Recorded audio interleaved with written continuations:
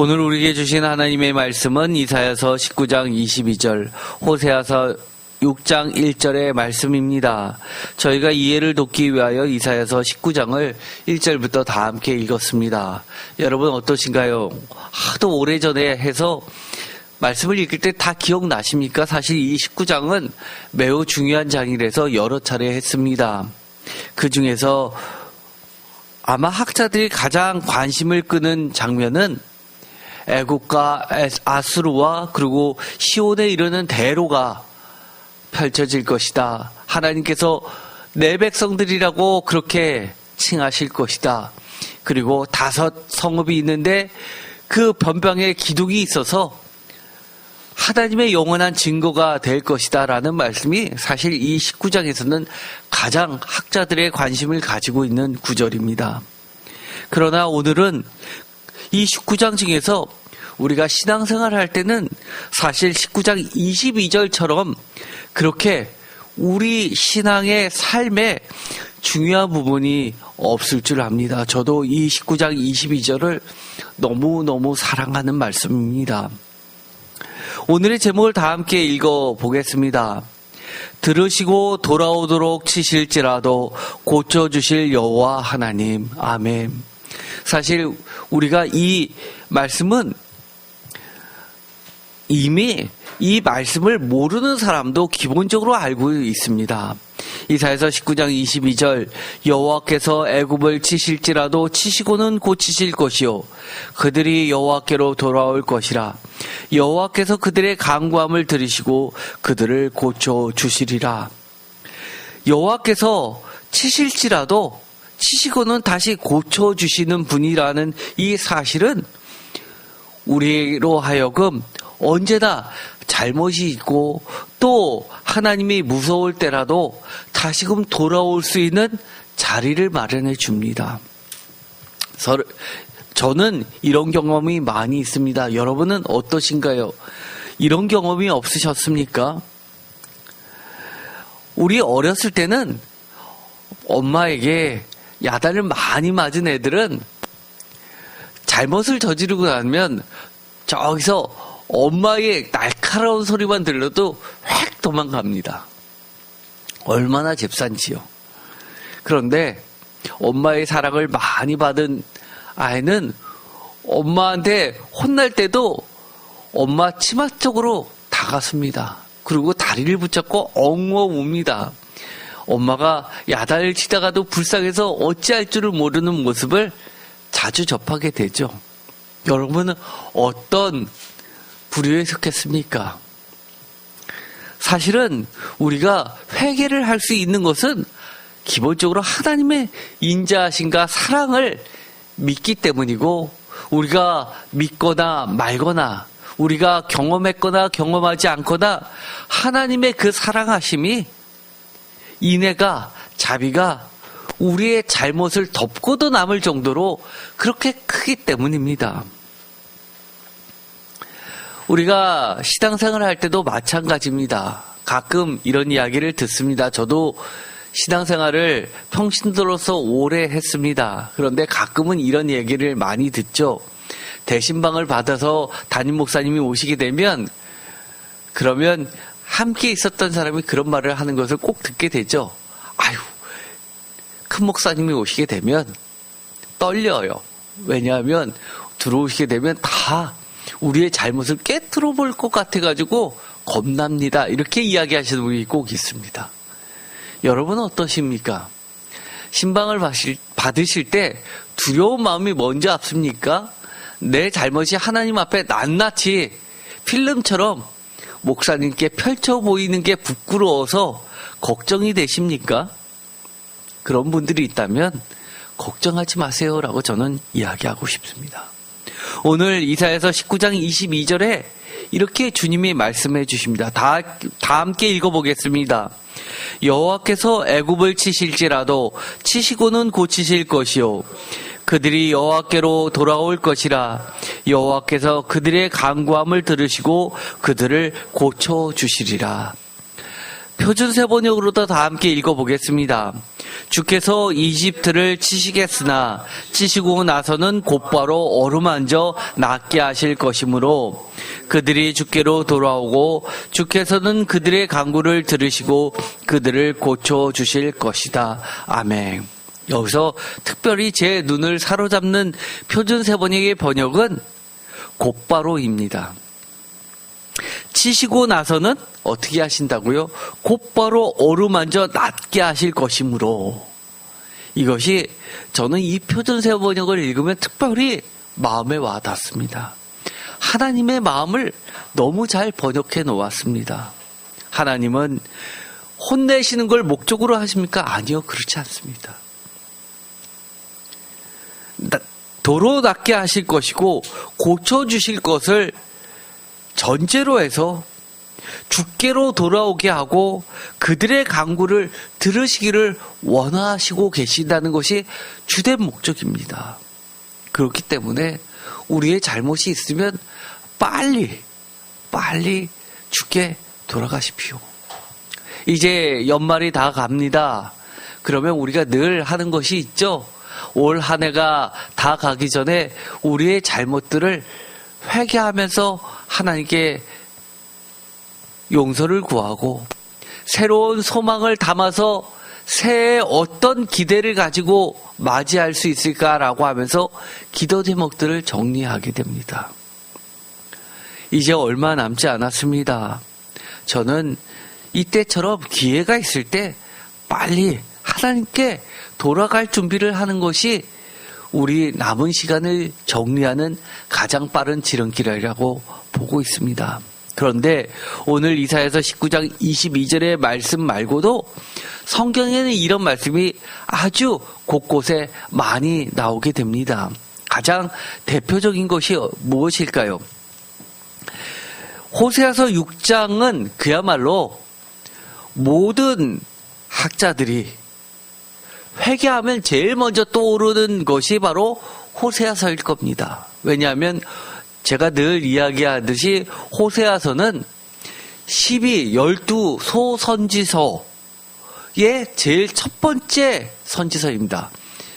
저작 시기로 하면 첫 번째가 아닌데도 불구하고 12지파, 만백성을 상징하는 만백성에게 보내는 하나님의 선지자의 외침 가운데 첫 번째로 하나님께서 두셨다는 겁니다. 마치 요한계시록에서 7교회에게 편지를 보내는 것처럼 12 만백성에게 하나님께서 선지자를 파송하는데 첫 번째 메시지를 하는 겁니다. 호세아서 하면 제일 먼저 떠오르는 게 뭡니까? 인애와 긍휼 아닙니까? 바람피어 가늠한 이 부인을 다시금 돌아오라고 맞이해주는 하나님의 그 사랑이 드러나 있는 것입니다. 그런데 호세아서 6장 1절 다 같이 읽겠습니다. 오라 우리가 여호와께로 돌아가자. 여호와께서 우리를 찢으셨으나 도로 낫게 하실 것이요 우리를 치셨으나 싸매어 주실 것임이라. 여호와께서 이틀 후에 우리를 살리시며 셋째 날에 우리를 일으키시리니 우리가 그의 앞에서 살리라. 그러므로 우리가 여호와를 알자. 힘써 여호와를 알자. 그의 나타나심은 새벽빛같이 어김없나니 비와 같이 땅을 적시는 늦은 비와 같이 우리에게 임하시리라 하니라. 아멘.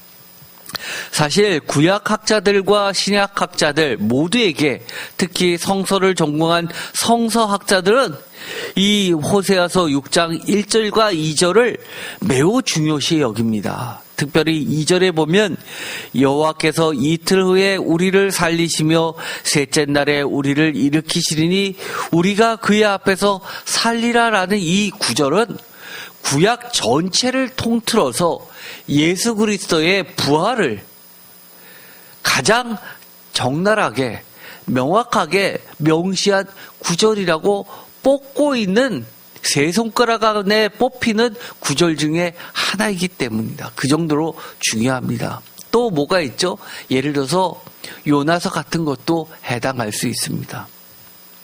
어쨌든 간에 이 호세아서 6장 1절 2절은 그 정도로 매우 중요한데 여기서 1절을 표준세 번역으로도 함께 읽어보겠습니다. 다 같이 읽겠습니다.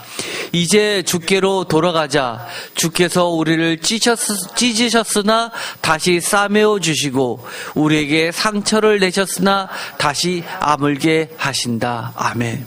어떻게 하신다고요? 다시 아물게 하신다. 건강할 때는요, 상처나면 시간이 지나면 아문다는 것이 너무나 당연하게 여기십니다. 그런데 여러분은 잘 아시죠? 저 같은 경우는 어땠습니까? 다리에 상처가 났는데 정말 눈곱만큼도 작은 바늘자국 하나부터 시작한 게 점점 썩어 들어가지고 결국은 삼성병원에서 다리를 잘라야 되느냐 말아야 되느냐를 고민하는 단계까지 가게 되고 정말 1년 내내 치료하다가 하나님의 은혜로 겨우 고쳐졌습니다. 얼마나 저희 권사님이 고생하셨는지요. 골치 아파서 삼성병원으로 보냈더니만 또 다시 오면 어떡하냐고. 제가 그때 그 표정을 잊을 수가 없습니다. 그러면서도 늘 기도하면서 저를 치료해 주셨습니다. 아침 저녁으로 드레싱을 해주며 고쳐주시고 또 제가 아파가지고 움직이지 못할 때는 저에게 왕진까지 오셨습니다. 요즘 시대에 왕진이 말이 됩니까? 오셔서 치료까지 해주시고 가셨습니다. 너무나 당연시 여기는 게 당연하지 않을 때가 다가옵니다. 여러분의 잘못이 정말 이것만큼은 내가 용서받지 못할 거야. 이것이 내가 천국 가는 데는 정말 결정적인 잘못이 될 거야. 하나님은 이것만큼은 용서하지 않으실 거야. 라고 포기하고 싶으신 것들이 있으십니까? 그렇다 하더라도 오늘의 말씀을 믿으십시오. 주님은 우리에게 초청장을 보내주십니다. 뭐라고요? 우리가 이렇게 대답할 수 있게 해주신다는 겁니다. 이제 주께로 돌아가자. 왜요? 1절 개역개정에 보면 이렇게 말씀하십니다. 오라 우리가 여호와께로 돌아가자. 오라라고 하시는 하나님의 선언이 있기 때문입니다. 오라라고 말씀하시는데 다시 싸매어 주실 것이라고 약속해 주시는데 다시 아물게 하신다고 말씀해 주시는데 감히 우리가 내 죄는 너무 커서 못 가요라고 한다는 그 자체가 하나님 앞에 더 큰 죄가 된다는 사실을 기억하시기 바랍니다. 우리에게 가장 큰 죄가 뭡니까? 내가 이렇게 죄를 지었어요. 심지어 살인을 했어요. 간음을 했어요. 그것보다도 더 큰 죄가 뭡니까?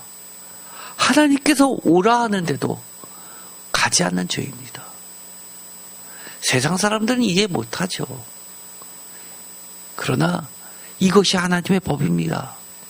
하나님의 그 크신 사랑하심의 초청 앞에서 우리가 거절하는 겁니다. 이거에 수많은 레토릭이 있습니다. 레토릭. 계속해서 반향을 일으키면서 우리에게 리사이클 하면서 계속해서 울려 퍼지는 울림. 신약 성경에 보면 그런 말씀이 얼마나 많이 있습니까? 대표적인 게 뭐죠? 예수님께서 잃어버린 한 마리 양을 찾으러 떠나시는 장면. 또 뭐가 있나요? 잔치를 벌렸습니다. 초청합니다. 다 거절합니다. 그러나 주인이 어떻게 하십니까? 결국은 종들을 시켜서 쫓겨난 자, 거지들을 다 불러서 호화찬란한 잔치를 채우십니다. 또 뭐가 있습니까? 너무너무 중요한 말씀이 있죠. 아들이 아버지의 재산을 달라고 해서 멀리 떠납니다. 탕진합니다. 그런데도 그 아들이 돌아오기만을 기다리고 계시는 하나님 아버지. 아들이 돌아왔을 때 아무 야단도 못 치시면서 결국은 아들 앞에서 기뻐서 잔치를 벌리시는 그 아버지 하나님의 모습이 우리에게 울려 퍼지지 않습니까? 심지어 이렇게 이야기하십니다. 이틀 후에 셋째 날에 예수 그리스도를 살리신 것처럼 우리도 반드시 일으키시면서 우리가 그의 하나님의 앞에서 영원히 살게 해 주시겠다고 약속해 주십니다. 오늘 우리가 어떤 찬양 불렀죠? 새 예루살렘에서 우리의 꿈과 비전과 목표가 있지 않습니까? 그러면 어떻게 해야 됩니까? 3절. 그러므로 다 같이 읽어보겠습니다. 그러므로 우리가 여호와를 알자. 힘써 여호와를 알자. 그의 나타나심은 새벽빛 같이 어김없나니 비와 같이 땅을 적시는 늦은 비와 같이 우리에게 임하시리라 하니라. 표준세 번역으로도 읽어보겠습니다. 우리가 주를 알자, 애써 주를 알자. 새벽마다 여명이 오듯이 주께서도 그처럼 어김없이 오시고 해마다 쏟아지는 가을비처럼 오시고 땅을 적시는 봄비처럼 오신다. 아멘. 그러므로 우리가 어떻게 해야 됩니까? 여호와를 아는데 힘써 알아야 됩니다. 표준세 번역은 뭐라고 번역합니까? 애써 주를 알자라고 이야기합니다. 우리가 애간장이 녹는다고 하죠. 애쓴다는 게 무엇입니까? 창자가 끊어질 정도로 쓰는 힘, 이것이 애써입니다. 힘써의 그 힘을 뛰어넘는 게 애써입니다. 어떻게 하신다고요? 주께서가 아니라 주께서도 그처럼 어김없이 오신다고 이야기합니다. 어김없나니 저는 이 말씀이 너무 좋습니다. 약속이 뭡니까? 어떤 사람들은 약속을 해놓고 이렇게 이야기하죠. 딴소리 합니다. 내가 구두로 약속했지 계약서 있어? 계약서를 써도 뭐라고 그럽니까? 소송하자고 합니다. 그런데 뭐라고 이야기합니까? 어김없이 하나님의 약속을 분명히 지키신다고 이야기합니다. 그러면서 우리 해야 할 일은 여호와를 아는 겁니다. 우리가 사실 하나님을 몰라도 한참 모를 때가 있습니다. 우리가 흔히 이렇게 이야기하죠. 여호와를 하나님을 알 만큼 안다고 합니다.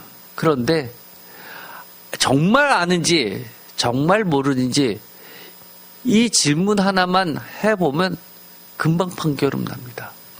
중요한 일을 합니다. 이렇게 해야 됩니까? 저렇게 해야 됩니까? 무엇이 하나님의 뜻입니까? 라고 물어본다면 그건 하나님을 모르는 겁니다. 정말 하나님 알면 이래야 돼요, 저래야 돼요, 물을 필요도 없습니다. 에이, 그게 무슨 말이에요? 모르기 때문에 그런 소리 하는 겁니다. 우리가요, 예를 들어서 부부관계도 그렇습니다. 우리가 괜찮을 것 같아서 행동을 취했습니다. 아내한테 혼나죠. 왜 미리 얘기 안 했냐고. 늘 듣는 이야기 아닙니까? 그런데 부인을 잘 알면 혼날 일이 없습니다. 여호와를 잘 알면 혼날 일이 없습니다. 늘 그러죠. 칭찬만 듣죠.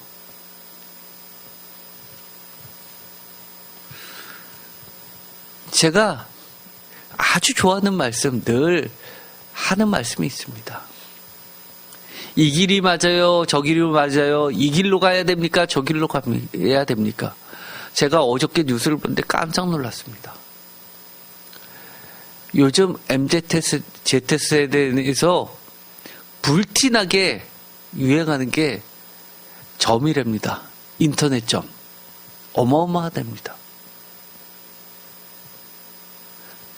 왜 점은 미신 안 해요? MZ세대는 과학과 이성을 중시해서 그런데도 불구하고 왜 점을 보세요? 라고 물어봤더니만 제일 많은 답변이 뭐였는 줄 아십니까? 설문에서? 알아서 나쁠 거 없잖아요. 이거였습니다. 알아서 나쁠 거 없잖아요. 피할 걸 피하면 되잖아요. 어떠신가요, 여러분? 이것처럼 어리석은 게 어디 있습니까? 제가 가장 좋아하는 것, 아브라함이 친척을 떠내보내고 멀리 있는 땅들을 바라보면서 하나님과 대면합니다. 먼저 선택하라고 제안을 했더니만 동생은 좋은 땅을 먼저 선택해서 그곳으로 갑니다. 그러면 나쁜 땅만 남은 겁니까? 아니요. 아브라함이 왜 먼저 선택하라고 했을까요? 왜 먼저 선택을 하라고 할까요? 인격이 뛰어나서 형이기 때문에요. 동생을 사랑하는 마음에 있어서 저 좋아 보이는 비옥한 땅을 먼저 선택하는 것이 형으로서의 마음일 것 같아서요. 그럴 수도 있겠죠. 아주 도량이 넓어서 내가 조금 양보하고 내가 더 나쁜 땅 선택하지.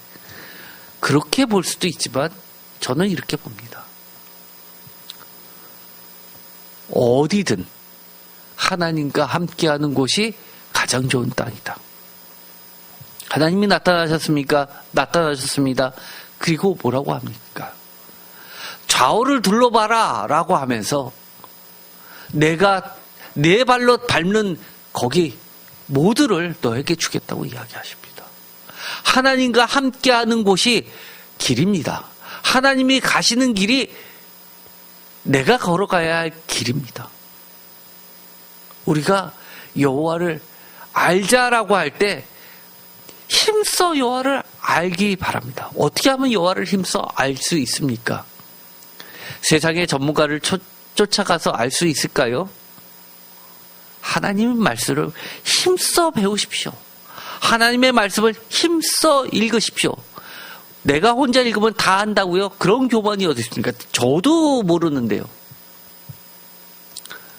저도 많은 학자들의 견해를 주석서를 통해서 보기도 하고 또 모르는 것은 또 기도하면서 성령님께 물어가면서 지금까지 겪어왔던 신앙의 경험과 하나님을 만났던 경험과 심지어 제가 정 모르겠으면 밤새서 기도하다가 잠이 들면 하나님께서 꿈으로도 가르쳐 주십니다.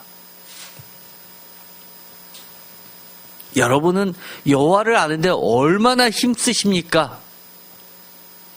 정말 힘썼으면 좋겠습니다. 애썼으면 좋겠습니다. 하나님을 알면 알수록 어떻게 되나요? 우리가 여호와께로 돌아가는 길이 즐거워집니다. 가까워집니다.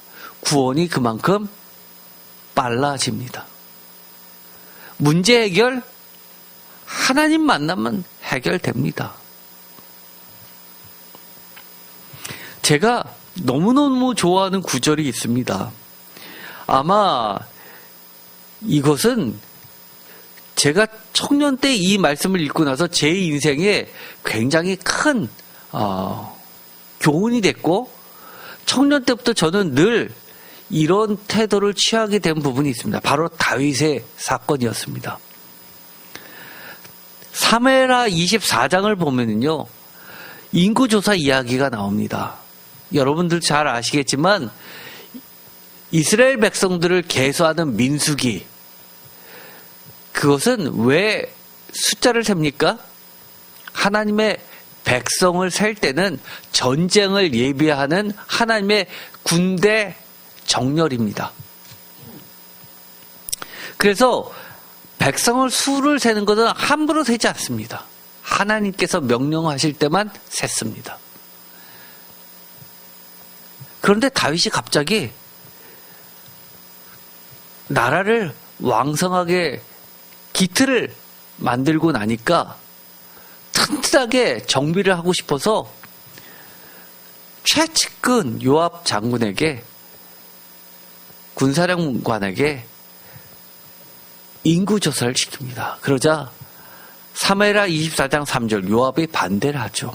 요압이 왕께 아뢰되 이 백성이 얼마든지, 여기서 중요한 게 이겁니다. 얼마든지 왕의 하나님 여호와께서 100배나 더하게 하사 내 주 왕의 눈으로 보게 하시기를 원하나이다. 인구가 많으면, 병사가 많으면 싸움을 능히 이길 수 있고, 이것의 배경은 숫자를 세서 세금도 많이 거둘 뿐만 아니라 병력도 증가시켜서 막강한 군사력으로 평정할 수 있기 때문이다. 그런데 내 주 왕은 어찌하여 이런 일을 기뻐하시나이까? 라고 경고합니다. 요압도 굉장히 신앙이 있었던 인물입니다. 다윗 왕만 잘나서 저는 하나님께서 그 나라를 세웠다고 보지 않습니다. 보면 이 요압이 굉장히 신앙도 있고, 그리고 지략에도 뛰어나고, 또 용맹도 대단합니다. 어떻게 보면 제갈공명 같은 사람이기도 하고, 장비 같기도 하고, 관우 같기도 한 사람입니다. 물론 매우 야가 빠진 모습도 갖고 있죠. 사무엘하 24장 10절, 다윗이 백성을 조사한 후에 명령을 그래도 다윗이 내리니까, 왕이 내리니까 어쩔 수 없이 요압이 수행합니다. 그런데 그리고 나서 다윗이 그의 마음에 자책하고 다윗이 여호와께 아뢰되 내가 이 일을 행함으로 큰 죄를 범하였나이다.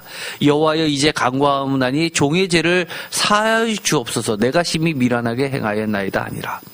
이때 요압이 하나님의 마음을 아니까 어떻게 했습니까? 인구조사를 하는데 세지 않은 사람이 있었습니다. 왕의 명령을 어기면서까지도. 레위인은 세지 않았습니다. 왜요? 이것만큼은 선을 넘는 거라고 생각했던 겁니다. 레위인은 누구의 백성입니까? 하나님의 절대 선택된 백성들입니다. 왕이 좌지우지하지 못할 독립된 영역이라고 봤던 겁니다. 그걸 빼고 보고했습니다. 그런데 하나님께서 기회를 주십니다. 어떻게 해요? 마음에 자책하게 하십니다. 그러면서 여호와여 이제 간구함나니 종의 죄를 사하여 주옵소서. 내가 심히 미련하게 행하였나이다 아니라. 그러자 아주 재미난 부분이 나오게 되죠. 11절, 다윗이 아침에 일어날 때 여호와의 말씀이 다윗의 선견자 된 선지자 가세에게 임하여 이르시되, 이때만 해도 선지자라는 말과 선견자라는 말이 혼합해서 쓰였습니다. 선견자는 볼견자를 쓰고 선지자는 알지자를 씁니다. 그래서 선견자는 보는 자입니다. 뭘 봐요? 하나님을 대면하여 보고 하나님의 재판 과정을 보는 자입니다. 하늘을 보는 자입니다. 하나님의 시각으로 땅을 보는 자입니다. 선지자, 알지자입니다. 하나님의 뜻을 알아서 백성들에게, 땅의 사람들에게 전하는 자입니다. 선지자. 가서 다윗에게 말하기를 여호와께서 이와 같이 말씀하시기를 내가 내게 세 가지를 보이노니 너를 위하여 너는 그 중에서 하나를 택하라. 내가 그것을 내게 행하리라 하셨다 하라 하니라. 선지자가 말씀을 전하는데 들어라라는 말과 함께 보라라는 말도 많이 합니다. 왜냐하면 선견자의 전통이 있기 때문입니다. 보라, 알라, 들어라는 다 같은 말입니다. 하나님의 말씀을 선포하는 용어입니다. 가시 다윗에게 이르러 아뢰되 왕의 땅에 7년 기근이 있을 것이니, 왕의 땅이라고 이야기합니다. 하나님의 땅이라고 이야기합니다.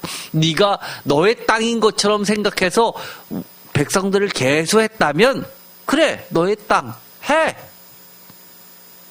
그러나 너가 철저히 회개하지 않으면 내가 그까짓 수백만 명을 네가 셌다 하더라도 하루아침에 한 명처럼 죽일 수 있어. 라고 경고하십니다. 왕의 땅에 7년 기근이 있을 것이니까, 혹은 왕이 왕의 원수에게 쫓겨 석 달 동안 그들 앞에서 도망가실 것이니까, 혹은 왕의 땅에 4월 동안 전염병이 있을 것이니까, 왕은 생각하여 보고 나를 보내신 이에게 무엇을 대답하게 하소서 하는지라. 이 얘기 다 아시죠? 저는 그 당시에 처음 은혜 받고 일주일 내내 한밤중에도 입을 뒤집어 쓰면서 불 켜놓고 그러면서 성경 읽을 때 어떻게 읽었냐면요. 공부할 때처럼 종이를 접어서 한 절, 그 밑을 가리면서 한 절 한 절 읽었습니다. 한 칸 읽었습니다. 그러면서 읽으면서 어떻게 읽었냐면, 나 같으면 어떻게 이야기할까? 나 같으면 어떻게 대답할까? 나 같으면 그 다음 어떤 말씀이 나올까를 비교하면서 제 생각과 하나님의 말씀을 비교하면서 읽었습니다. 그렇게 읽다 보니까 시간은 많이 걸려도 굉장히 좋은 점은 뭐냐 하면 저의 생각과 하나님의 생각이 얼마나 다른지를 대번 알 수 있습니다. 예를 들어서 제가 사복음서를 읽으면서 하나님의 말씀을 읽는데 예수님은 어떻게 행동할까? 이런 것을 읽을 때요. 예를 들어서 왼밤을 맞으면 오른밤도 돌려대라. 왼밤을 맞으면 나는 어떻게 할까? 한 대 칠까? 막 이렇게 생각하는데 그 다음 구절이 오른밤도 돌려대라. 이렇게 틀리구나. 속옷을 달라는 자에게 그러면 너는 어떻게 할까? 그런데 겉옷까지 주라. 이런 식으로 제가 늘 읽었습니다. 오리를 가자고 하는 자에게 심리까지 가져라. 저는 이 구절을 읽으면서 무엇을 선택할까라고 그 당시에 생각했던 그 고민이 아직까지도 생각납니다. 그러면서 더 읽지 않고 제가 선택을 했고 그 다음 구절을 읽어보니까 이랬습니다. 다윗이 가세게 이르되, 다 같이 읽겠습니다. 내가 고통 중에 있도다 청하건대 여호와께서는 긍휼이 크시니 우리가 여호와의 손에 빠지고 내가 사람의 손에 빠지지 아니하기를 원하노라 하는지라. 어떠신가요? 여러분과 얼마나 다르십니까? 표준세번역으로는 읽어보겠습니다. 그러자 다윗이 가세게 대답하였다. 괴롭기가 그지없습니다. 그래도 주님은 자비가 많으신 분이니 차라리 우리가 주님의 손에 벌을 받겠습니다. 사람의 손에 벌을 받고 싶지는 않습니다. 제가 이것을 읽고 나서 얼마나 감동을 받았는지 모릅니다. 여러분, 아까 이 뒷구절을 아시는 분은 그냥 지나갔을지 몰라도 생각이 안 나시는 분은 선택하셨습니까? 여러분은 어떤 것을 선택하셨습니까? 다윗처럼 선택하셨습니까? 바로 이런 것이 하나님께서 다윗을 쓰셨던 이유입니다. 얼마나 멋집니까? 나는 선택하지 않겠다는 겁니다. 무엇을 하나님께서 선택하셔서 벌을 내시든 하나님의 손에 벌을 받겠다는 겁니다. 그러자 하나님께서 이런 벌을 내리십니다. 15절. 이에 여호와께서 그 아침부터 정하신 때까지 전염병을 이스라엘에게 내리시니 단에서부터 브엘세바까지 백성이 죽은 자가 7만 명이라. 이것을 읽고 나서 제가 놀랐습니다. 여러분도 하나님이라면 이렇게 하셨을까요? 이거를 선택하셨을까요? 이 셋 중에서 하나님이라면 뭘 선택하셨을까요? 여러분이 하나님이시라면. 석 달 동안 쫓겨나게 하셨을까요? 아니면 7년 기근이 있게 하셨을까요? 제가 이걸 읽고 나서 깜짝 놀랐습니다. 하나님 너무하시네. 그때는 그랬습니다. 왜요? 다윗의 3년 동안, 석 달 동안 도망 다니면 다윗 하나만 어렵지. 다윗 때문에 7만 명이나 왜 죽게 하시지? 이해가 안 갔었습니다. 그렇잖아요. 그런데 숫자 새김을 당한 사람이 뭐가 잘못이라고 왜 하나님은 7만 명이나 죽이시지? 야, 너무하신 거 아니야? 그런데 하나님은 어떻게 보여주시는 거예요? 7만 명은 경고입니다. 경고. 7만 명과 1명과 700만 명과 뭐가 다르냐는 겁니다. 그런데요, 제가 이거 너무 하셨다라고 생각했는데 그 다음 구절이 뭔지 아십니까? 제가 그 다음 구절 읽고 또 놀랐습니다. 기억나시죠? 18절, 이날에 가시 다윗에게 이르러 그에게 아뢰되 올라가서 여부스 사람 아라우나의 타작마당에서 여호와를 위하여 제단을 쌓으소서 하매 다윗이 여호와께서 명령하신 바 갓의 말대로 올라가니라. 아라우나가 바라보다가 왕과 그의 부하들이 자기를 향하여 건너옴을 보고 나가서 왕 앞에서 얼굴을 땅에 대고 절하며 이르되 어찌하여 내 주 왕께서 종에게 이르시나이까 임하시나이까 하니 다윗이 이르되 내게서 타작마당을 사서 여호와께 제단을 쌓아 백성에게 내리시는 재앙을 그치게 하려 함이라. 그러나 아라우나가 다윗에게 이르되 원하건대 내 주 왕은 좋게 여기시는 대로 취하여 드리소서. 번제에 대하여서는 소가 있고 뗄나무에 대해서는 마당질하는 도구와 소의 멍에가 있나이다. 왕이여 아라우나가 이것을 다 왕께 드리나이다 하고 또 왕께 이르되 왕의 하나님 여호와께서 왕을 기쁘게 받으시기를 원하냐. 이쯤 되면 여러분은 어떻게 하실까요? 그래, 내가 잘못 저질러서 하나님께 회개했지만 하나님이 벌을 내리시고 내가 또 하나님께 회개 기도를 하고 할랬더니만 하나님은 또 예배해 주셔서 이렇게 다 공짜로 하게 하시네? 그렇게 해서 덜렁 받으시겠습니까? 그런데 이렇게 나오더라고요. 왕이 아라우나에게 이르되 그렇지 아니하다. 내가 값을 주고 내게서 살리라. 값 없이는 내 하나님 여호와께 번제를 드리지 아니하리라고 다윗이 은 50세겔로 타작마당과 소를 사고 그것에서 여호와를 위하여 제단을 쌓고 번제와 화목제를 드렸더니 이에 여호와께서 그 땅을 위한 기도를 들으시며 이스라엘에게 내리는 재앙이 그쳤더라. 이래서 다윗이 칭찬받는 겁니다. 내 몫은 내가 하나님께 값을 치러야 된다는 겁니다. 이 구절이 왜 저에게 있어서 감동을 받게 했는지 아십니까? 다윗의 태도 때문에요? 아니요. 혹시 여러분 아시죠? 여보스 사람 아라우나의 타작마당이 어딘지? 어딥니까? 나중에 이곳이 예루살렘 성전터가 됩니다. 예루살렘 성전터가 됩니다. 하나님께서는요, 이처럼 우리가 하나님께 돌아오면 하나님의 넘치는 자비와 사랑을 가지고 계시는 겁니다. 다윗이요, 예루살렘 성을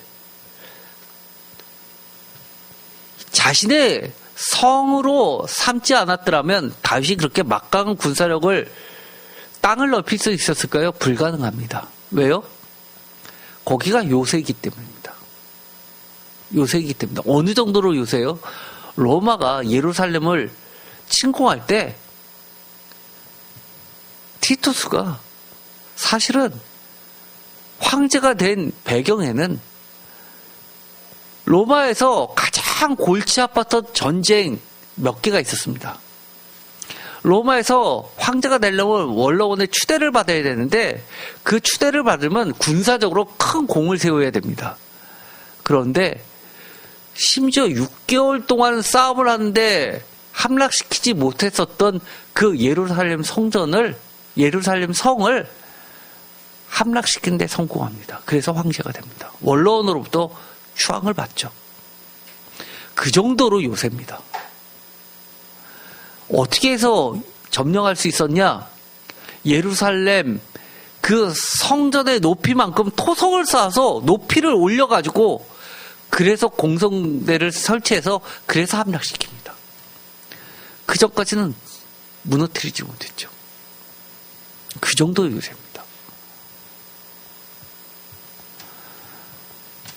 또 성경에 이런 구절들이 많죠. 하나님에 대해서 이렇게 알려줍니다. 욥기에 보면 지혜롭다는 대만이 있죠. 대만 지역입니다. 대만에 엘리바스가 나옵니다. 욥기 4장 1절 대만 사람 엘리바스가 대답하여 이르되 그러면서 쭉 지혜로운 말을 합니다. 욥기 5장에 가면 17절에 이렇게 이야기합니다. 다 같이 읽겠습니다.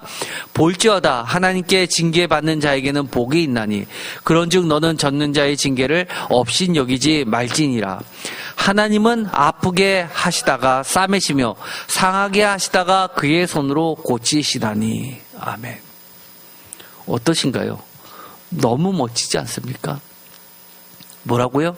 하나님께 징계받는 자에게는 복이 있다라고 이야기합니다. 이 정도가 우리의 신앙이 되어야 하지 않겠습니까? 저는 과거에 사업을 하다가 거래처부터 부도를 맞았고 저까지 부도를 내면 안 되기 때문에 어떻게든 그것을 막기 위해서 2년 동안 고생을 했습니다. 그러면서 그 당시에 얼마나 하나님을 원망했는지 모릅니다. 하나님, 미리 저에게 좀 알려주시지. 피할 길을 보여주시지. 그런데요, 지금 돌이켜보면은요, 그때 그 과정을 겪으면서 저희 신앙이 많이 성숙됐습니다. 사실 지금 제가 목회자가 돼가지고 설교할 때 그 내용들을 보면은요, 그때 형성된 신앙이 사실은 대부분입니다. 제가 가끔 제가 초창기 때 했던 설교를 다시 듣습니다. 9년 전에 했던 설교를 다시 들어보면요, 많이 달라졌을 줄 알았는데 지금 하는 소리하고 9년 전에 하는 소리하고 별 차이가 없더라고요. 저는요, 제 착각 속에 9년 동안 목회하면, 만 9년 동안 목회하면 제 신앙이 많이 깊어졌는 줄 알았습니다. 하나님의 말씀에 대해서 많이 통달했는 줄 알았습니다. 근데 그렇지 않더라고요. 그 당시에 시편을 매일 읽으면서, 정말 시편을 그때 100번도 넘게 읽었죠. 그러면서 맨날 기도하면서 하나님께 징계받는다고 하면서 아까 읽었었던 그 다윗의 이야기를 다시 읽으면서 하나님께 제 잘못이 있다면 차라리 하나님께 맡겠습니다. 그러나 하나님 다시 고쳐주세요라고 기도하면서 시편을 읽으면서 얼마나 그 과정을 버텼는지 모릅니다. 그런데 지금 돌이켜보니 그것이 복이었습니다. 그때 겪었던 그 어려움이 지금도 어려움을 겪을 때마다 다시금 일어설 수 있고 다시금 하나님을 바라보면서 나아갈 수 있게 해주는 미끄럼이 됐습니다. 하나님께 징계받는 것이 복이고, 하나님은 아프게 하시다가도 싸매시며 상하게 하시다가도 그의 손으로 고치시잖아요. 혹시 지금 여러분 어려움을 겪고 있습니까? 왜 나만 이런 고통, 어려움 겪어야 된다고 생각이 드십니까? 다시 한번 오늘의 말씀들을 되새기면서 하나님께 나아가십시오. 하나님의 도로낫게 하심, 싸매어 주심은 온전히 치유됐을 때에 비교할 수 없는 축복임을 증거하게 됩니다. 이사야서 1장부터 이야기가 나오죠. 5절, 너희가 어찌하여 매를 더 맞으려고 폐역을 거듭하느냐. 온 머리는 병들었고 온 마음은 피곤하였으며 발바닥에서 머리까지 성한 곳이 없이 상한 곳과 터진 것과 새로 맞은 흔적뿐이거늘. 다 같이 읽겠습니다. 그것을 짜며 싸매며 기름으로 부드럽게 함을 받지 못하였도다. 이 구절을 읽어보면 그것을 짜며 싸매며 기름으로 부드럽게 함을 받게 하실 자가 누구라는 얘기입니까? 여호와 하나님뿐이 없다는 얘기입니다. 이것을 알았더라면 아마 오늘 이사야서는 이 66권은 다르게 전해졌을지도 모릅니다. 그렇죠? 가끔은 궁금합니다. 가끔은 저도 궁금합니다. 그들이 좀 돌아갔더라면 이사야서 말고 어떤 성경이 기록이 되었을까? 호세아서 6장 우리가 읽었던 이 말씀은 정말 우리가 신앙생활을 할 때 절대 놓쳐져서는 안 되는 정말 기초석과 같은 기둥과 같은 말씀입니다. 다시 한번 읽고 보겠습니다. 다 같이 읽겠습니다. 1절. 오라 우리가 여호와께로 돌아가자. 여호와께서 우리를 찢으셨으나 도로 낫게 하실 것이요 우리를 치셨으나 싸매어 주실 것임이라. 여호와께서 이틀 후에 우리를 살리시며 셋째 날에 우리를 일으키시리니 우리가 그의 앞에서 살리라. 그러므로 우리가 여호와를 알자. 힘써 여호와를 알자. 그의 나타나심은 새벽빛같이 어김없나니 비와 같이 땅을 적시는 늦은 비와 같이 우리에게 임하시리라 하니라. 아멘. 이것은요, 사실 매우 오래된 전통에서부터 시작됩니다. 모세 오경 때부터 사실은 이 구절은 있었던 말씀입니다. 토라의 기본적인 가르침이기 때문입니다. 신명기 32장 39절 다 같이 읽겠습니다. 이제는 나하고 내가 그인 줄 알라. 나 외에는 신이 없도다. 나는 죽이기도 하며 살리기도 하며 상하게도 하며 낫게도 하나니 내 손에서 능히 빼앗을 자가 없도다. 아멘. 사실 이 토라에서부터 모세오경 신명기에서부터 가르쳐졌던 하나님의 가르침입니다. 하나님은 어떤 분이신가요? 여호와, 내가 그이시죠. 하나님 외에는 신이 없죠. 죽이기도 하며 살리기도 하며 상하게도 하며 낫게도 하시는 분이시고 하나님의 손에서 능히 빼앗을 자가 없는 분입니다. 여러분, 오늘 예배를 마칩니다. 여러분 마음속에 무엇이 남았나요? 다윗이 남았나요? 하나님의 말씀이 남았나요? 하나님은 어떤 분이십니까? 그것이 남아야죠. 어떤 분이시죠? 죽이기도 하며 살리기도 하며 상하게도 하며 낫게도 하시는 분입니다. 여러분들 여러 기도 제목이 있을 줄 압니다. 그 기도 제목 중에서 여기서 벗어나는 거 있나요? 여기서 벗어나는 거 있나요? 사업이 이렇게 해야 됩니까? 저렇게 해야 됩니까? 다른 말로 이야기하면 뭡니까? 이 사업이 죽게 됐습니다. 살려주십시오. 아닙니까? 하나님, 우리 가정이 이렇습니까? 이래야 됩니까? 저래야 됩니까? 상해야 됩니까? 나아야 합니까? 하나님 나아야 되지 않습니까? 고쳐주세요. 그거 아닙니까? 사실은요, 우리의 기도 제목의 대부분은 여기서 벗어나지 않습니다. 안 그래요? 저는 그렇게 보입니다. 저는 그렇게 읽힙니다. 그러면 다윗이 했던 이야기도 여기서 벗어나지 않습니다. 인간의 사람들의 손에 빠지지 않고 어디에 빠지겠다는 거예요? 하나님의 손에 맡긴다는 겁니다. 어떤 손이십니까? 자비와 인애가 풍성하고 우리에게 어떻게 내미신 손입니까? 때리시려고 드신 손입니까? 아니면 오라라고 펼쳐 보이시는 그 손이십니까? 저는요, 하나님의 오라라고 펼쳐 보이시는 그 손 같습니다. 오늘도 여러분의 마음이 조금 가벼웠으면 좋겠습니다. 비록 우리들의 잘못이 눈에 띄게 무거워 보여도 자비하시고 사랑이 많으시고 우리를 오라고 초청해 주시는 하나님께 나아가게 되기를 간절히 소망합니다. 기도하고 마치겠습니다. 하나님, 우리가 인생을 살다 보면 우리 생각에, 사탄의 생각에 매여서 헤어나지 못할 때가 많이 있습니다. 그때마다 사랑이 많으시고 우리를 불러주시는, 싸매어 주시고 고쳐주시는 하나님을 바라보게 하여 주옵소서.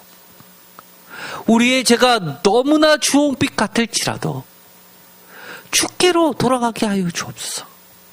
하나님 앞에 내어놓고 비록 하나님이 우리를 치실지라도 하나님의 손에서 구원받게 하여 주옵소서.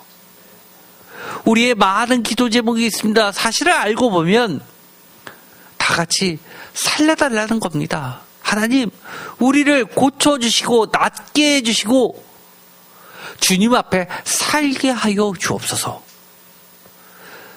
둘째 날과 셋째 날은 우리를 살리시고 하나님 앞에서 영원히 살게 해 주시겠다는 그 호세아서의 하나님의 약속의 말씀을 붙잡고 나아갑니다. 하나님의 약속은 영원하며 변치 않으시오니 우리가 주께로 나아가겠습니다. 고쳐 주시옵소서. 회개합니다. 낫게 하여 주옵소서. 예수 그리스도의 이름으로 기도드립니다. 아멘.